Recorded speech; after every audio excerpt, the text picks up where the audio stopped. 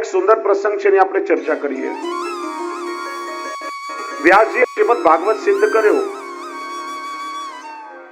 પણ એમના શિષ્યોમાં કોઈ એવા યોગ્ય અધિકારી નહીં હતા જે ભાગવતનો પ્રચાર કરી શકે.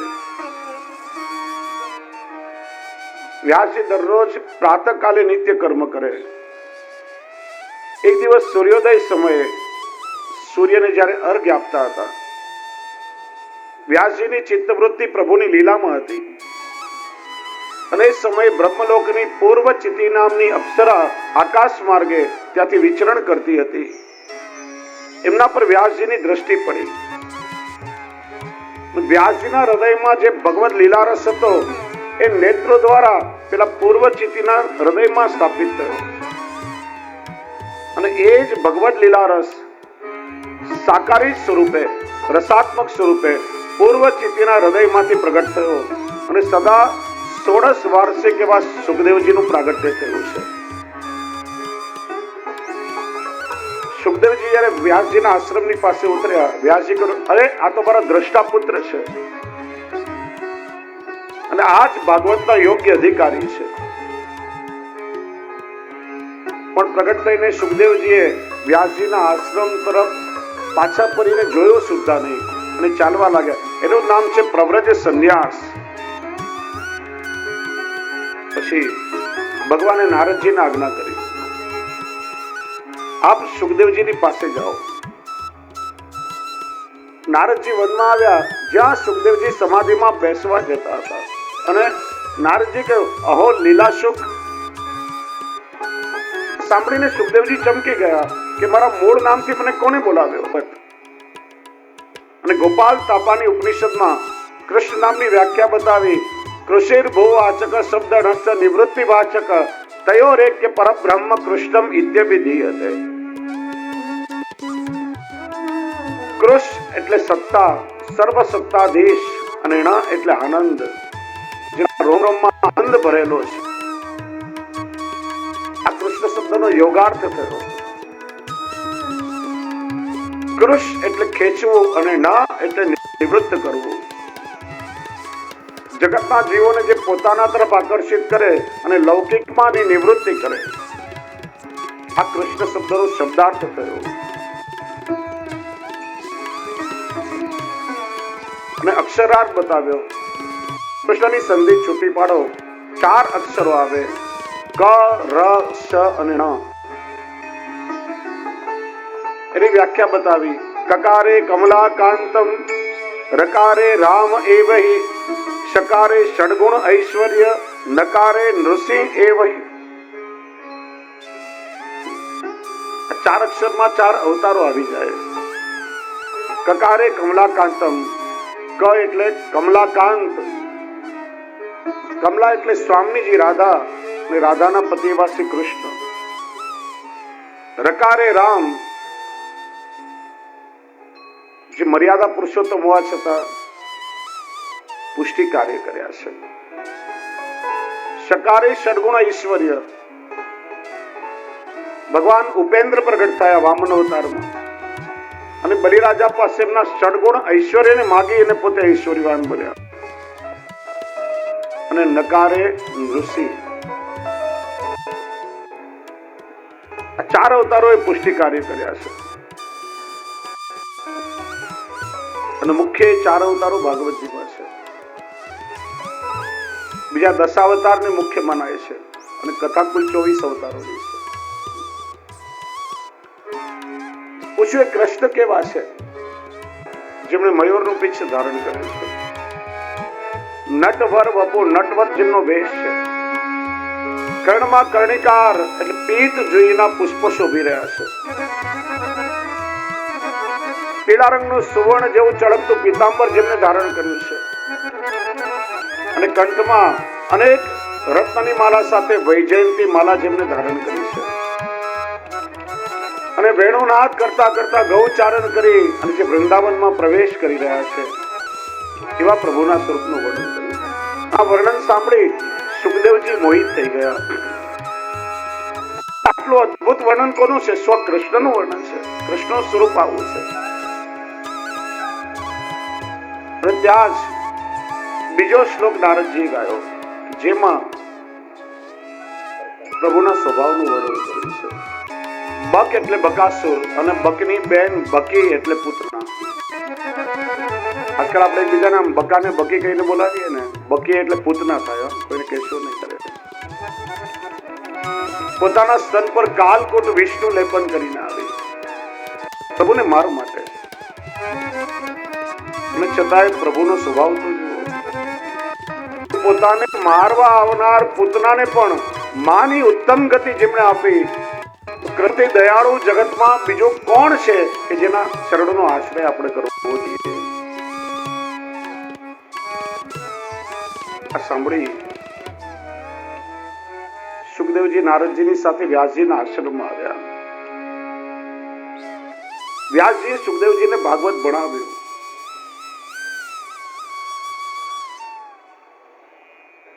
અને સુખદેવજી જયારે મસ્તક પર ભાગવતજીને પધરાવીને જાય છે, વ્યાસજી પિતા તો છે પણ ગુરુ પણ છે, અને ગુરુને ગુરુ દક્ષિણા આપવી જોઈએ, ત્યારે જ્ઞાન ફલિત થાય. પૂછો પિતાશ્રી આપને શું જોઈએ છે, શું આપવું? પિતાની ઈચ્છા શું હોય? કે મારા દીકરાને ત્યાં દીકરાનો જન્મ થાય અને મારો વંશ વેલો આગળ ચાલે. અને સુખદેવજી તો અવધૂત છે, બ્રહ્મચારી છે. વ્યાસજી ઈચ્છા વ્યક્ત કરી કે તમારે ત્યાં પુત્ર થાય. તો સુખદેવજી જ્યાં ખુલ્લામાં ઉભા હતા ત્યાં એમની છાયા પડી રહી હતી તડકાથી.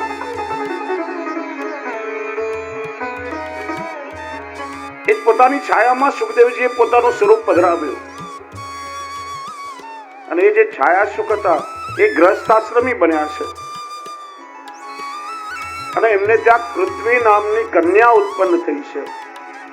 સકૃત્યામ શુક કન્યાયામ બ્રહ્મદત્તમ જીજના ભાગવતજીમાં વર્ણન આવે છે. એ છાયા સુખ ગ્રહસ્થાશ્રમી થયા. અને આગળનો પ્રસંગ પ્રાચીન નિજ વાર્તા ગુરુ વાર્તામાં આવે છે કે કાશી પાસે એકાંત સ્થાનમાં આ છાયા સુખ પ્રભુના ધ્યાનમાં લીન હતા. અને જ્યારે શ્રી મહાપ્રભુજી પૃથ્વી પરિક્રમા કરતા કરતા કાશી પધાર્યા, એ સ્થાનમાં શ્રી મહાપ્રભુજી પધાર્યા. તપ કરતા કરતા એ છાયા સુખનો આખો દેહ કેશથી આચ્છાદિત થયો હતો. મહાપ્રભુજી એ છાયા સુખદેવજીના ગુપ્ત આશ્રમમાં પધાર્યા. કર્ણ પરથી કેશ હટાવી 3 વાર શ્રી કૃષ્ણ શરણમ અષ્ટાક્ષર મંત્રનું ઉચ્ચારણ કર્યું. ત્યારે આ છાયાસુખ અનુસંધાનમાં આવ્યા. અને પછી શ્રી મહાપ્રભુજીને વંદન કરી આકાશ માર્ગે પોતાના મૂળ સ્થાનમાં પધાર્યા છે. તો એવા સુખદેવજીને વંદન કર્યા છે. સુખદેવજી પિતાનો આશ્રમ છોડી ભાગી રહ્યા છે. ઘણા એનો અર્થ કરે છે કે સુખદેવજી તપ કરવા માટે જઈ રહ્યા છે. કોઈ કહે છે સુખદેવજી સંન્યાસ લેવાની ભાવનાથી પિતાનો આશ્રમ છોડીને જાય છે. શ્રી મહાપ્રભુજી સુબોધજીમાં આજ્ઞા કરે છે કે વ્યાસજીનો આશ્રમ છે. સંન્યાસીઓ સાથે કેટલાક ગૃહસ્થીઓ પણ વ્યાસજીનો સત્સંગ કરવા આવે. કોઈનો સંગ દોષ ન લાગી જાય એ ભયથી સુખદેવજી પિતાનો આશ્રમ છોડીને જઈ રહ્યા છે. કેમ કે ભક્તિ માર્ગમાં દુસ્સંગ બાધક છે, પણ સંગને પણ દોષરૂપ કયો છે. એનું કારણ માણસના જીવનમાં સંગ એક બહુ મોટું પરિબળ છે. અને સંગની અસર થયા વગર ના રહે. ભગવાન શ્રી કૃષ્ણ સ્વયં ગીતાજીમાં આજ્ઞા કરે, ધ્યાયતો વિષયામ પુંસ સંગસ્તેષુ ઉપજાયતે સંગાત સંજાયતે કામ કામાત ક્રોધો વિજાયતે ક્રોધાત ભવતિ સમોહ સમોહાત સ્મૃતિ વિભ્રમ સ્મૃતિ ભ્રંશાત બુદ્ધિનાશો બુદ્ધિનાશાત પ્રણશ્યતિ. સંગથી શું થાય? કોઈનો તમે જયારે સંગ કરો એનાથી આપણી અંદર અનેક પ્રકારની ઈચ્છાઓ જાગે, કામનાઓ પ્રગટ થાય. પેલા પાડોશીના ઘરમાં 40 ઇંચનું ટીવી આવી ગયું, મારા ઘરે હજી 20 ઇંચનું છે. પેલા એ મર્સિડીઝ લઈ લીધી, મારી પાસે હજી મારુતિ કાર છે. આમાં અનેક પ્રકારની અપેક્ષાઓ માણસના મનમાં જાગે. માણસની બધી ઈચ્છાઓ પૂરી ન થાય અને માણસની ઈચ્છાઓ જ્યારે અધૂરી રહે પછી માણસને ક્રોધ આવે, મતિ બગડે, સ્મૃતિ ભ્રંશ થાય, બુદ્ધિ બગડે. અને જેની બુદ્ધિ બગડે પછી માણસ ન કરવાનું બધું કરવા લાગે. સાચા ખોટાનો વિવેક માણસ ચૂકી જાય એટલા માટે બુદ્ધિ નાશાત પ્રણશ્યતિ, એનો સર્વનાશ થાય. સંગ દોષ માણસને સર્વનાશ સુધી પહોંચાડે છે. ભગવાન કહે છે કોઈનો સંગ ન કરો, નિસંગ રહો. આજ વાત શ્રી મહાપ્રભુજી જુદી રીતે સમજાવે છે. સંગ સર્વાત્મના હે સચેત ત્યક્તુમ ન શક્યતે, સ સદ્ભી સ કર્તવ્ય સાધુ સંગો હિ ભેષજમ. તમે કોઈનો સંગ ન કરો, બધાનો સંગ છોડી દો, નિસંગ બનો. માણસ સમાજમાં રહે છે, માણસ એક સામાજિક પ્રાણી છે. સમાજમાં કેટલાય લોકોની સાથે આપણે રહીએ તો માણસ કોઈનો તેનો સંગ ઈચ્છે છે, આપણે સંગ વગર રહી શકતા નથી. કોનો સંગ કરવો? સદ્ભી સ કર્તવ્ય સાધુ સંગો હિ ભેષજમ. સાધુ ચરિત્ર, જેનું જીવન સાધુ જેવું છે, જે ભગવદીય છે, જે પ્રભુ ગયો છે, જેનું જીવન કેવલ પ્રભુના માટે છે, એવા કોઈ ભગવદીયનો સંગ કરો તો એના સંગથી એ તમને પોતાના જેવો ભગવદીય બનાવશે અને પ્રભુ સુધી પહોંચાડશે. અને ગમે તેવાનો જો સંગ લાગી જશે, તમારું જીવતર બગડશે. સમાજમાં આપણે ઘણી જગ્યાએ જોતા હોઈએ છીએ આ જાત જાતના વ્યસનો, આ જુગાર રમવાની ટેવ, એ કુટેવ માણસને ક્યાંથી પડે? આ બધાનું કારણ સંગ દોષ છે. તમે કોઈ સર્કલમાં કે ગ્રુપમાં હો, તમારા મિત્રના સર્કલમાં 4 જણા માવા ખાતા હોય, પછી તમને પ્રોત્સાહિત કરે,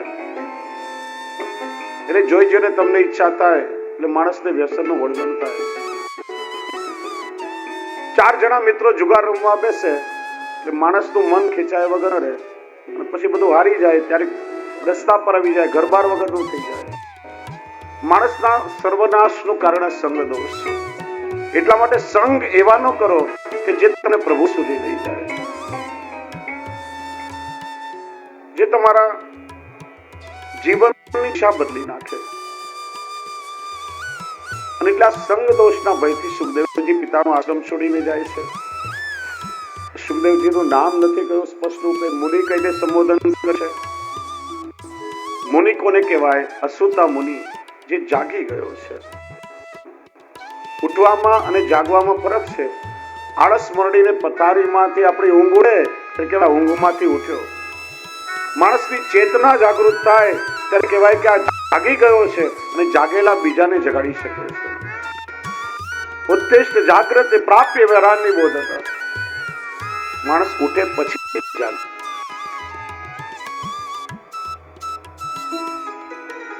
અને કહેવાનું બીજું કારણ,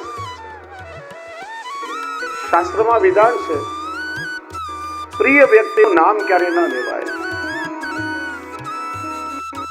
અત્યંત પ્રિય વ્યક્તિનું નામ લઈને વારે ઘડીએ બોલાવીએ તો એની દૂરી સહન કરવી પડે, એનાથી વિયોગ સહન કરવો પડે. પતિ ક્યારે પત્નીનું નામ ન લે, આમ કે સાંભળો છો બાબા કે બેટીનું નામ લઈને બોલાવે. પત્નીએ ક્યારે પતિનું નામ ન લેવા, આજકાલ તુકારે બોલાવે છે, એટલા માટે જલ્દી છૂટાછેડા થઈ જાય.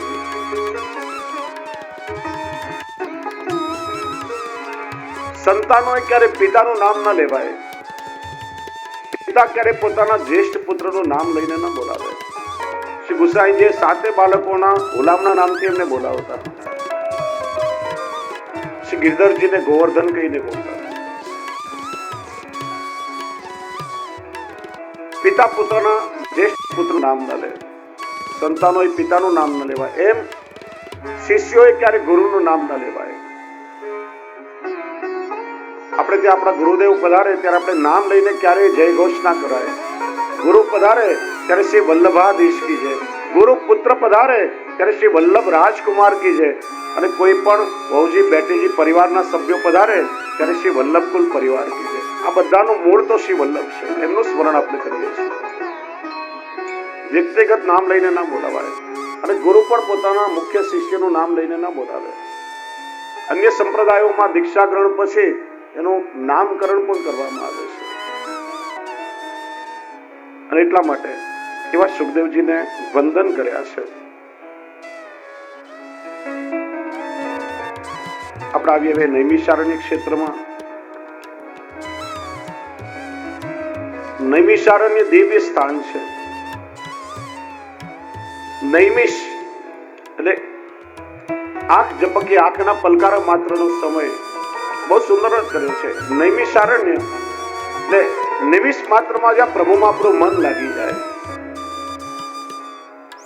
નૈમિષારણ્ય નિમિષ માત્ર પણ પ્રભુના ભક્તો જ્યાં પ્રભુની કથા વગર ન રહી શકે.